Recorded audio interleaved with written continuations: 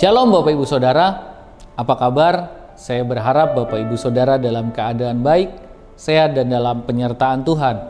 Jumpa lagi dalam renungan harian, dan kali ini renungan harian kita diberi judul Mau Belajar.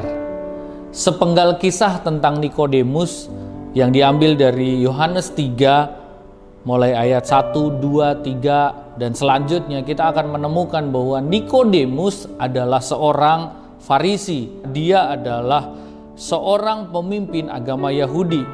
Tentunya dia adalah orang yang belajar kitab-kitab. Namun ternyata apa yang dia pahami harus diubah. Kita bisa baca mulai ayat yang ketiga. Yesus menjawab, katanya, "Aku berkata kepadamu, sesungguhnya jika seorang tidak dilahirkan kembali, ia tidak dapat melihat kerajaan Allah." Kata Nikodemus kepadanya, "Bagaimanakah mungkin seorang dilahirkan kalau ia sudah tua? Dapatkah ia masuk kembali ke dalam rahim ibunya dan dilahirkan lagi?"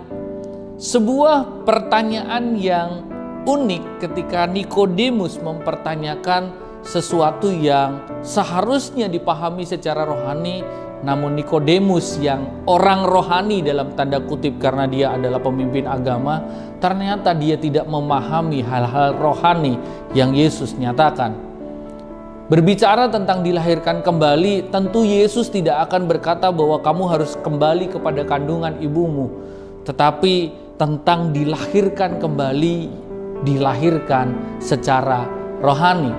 Makanya di ayat yang kelima kita mendapatkan sebuah jawaban yang menarik.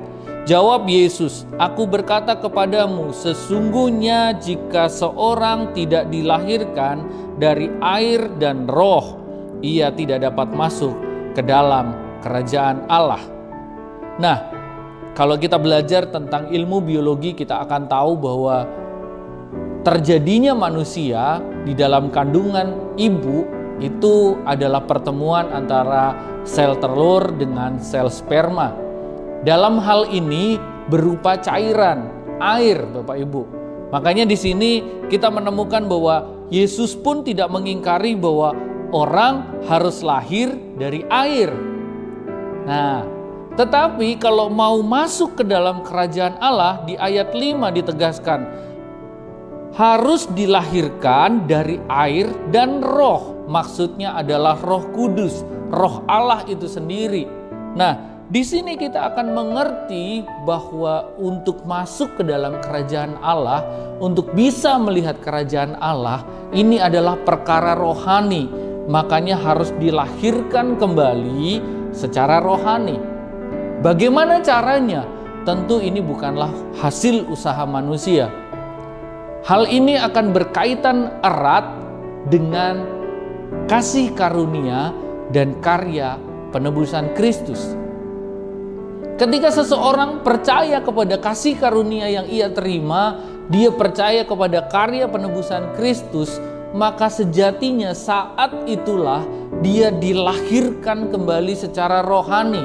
Kalau kita melihat dalam 1 Petrus 1 ayat 23, kita akan menemukan bahwa kita dilahirkan bukan dengan benih yang fana, tetapi benih yang tidak fana, yaitu firman. Dan firman itu, kalau kita baca Yohanes 1 ayat 1, kita akan menemukan bahwa firman itu adalah Allah sendiri.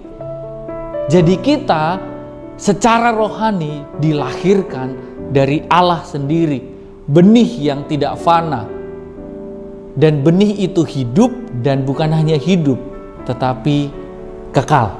Jadi ketika kita percaya kepada Yesus, sebenarnya kita sedang dilahirkan kembali secara rohani dan dilahirkan untuk hidup dalam kekekalan.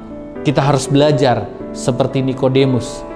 Nikodemus yang adalah pemimpin agama sekalipun, namun dia mau belajar kepada Yesus.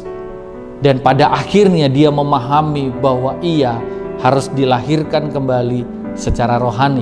Nikodemus belajar banyak dari Yesus, dan hasil akhirnya ketika Yesus mati, jenazahnya mau dikubur, Nikodemus datang membawa minyak yang begitu banyak, minyak wangi, minyak yang mahal untuk meminyaki jenazah Yesus.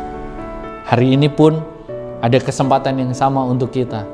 Kita mau belajar kepada Yesus, dan percayalah, ketika kita percaya kepada karya penebusan Kristus, disitulah kita dilahirkan kembali. Hiduplah dengan benih yang tidak fana ini. Benih firman Tuhan sudah Tuhan taruh dalam hidup kita. Benih ilahi sudah Tuhan taruh dalam hidup kita. Dan benih itu akan hidup. Dan bukan hanya hidup, namun akan membawa kita sampai kepada kekekalan. Tuhan Yesus memberkati.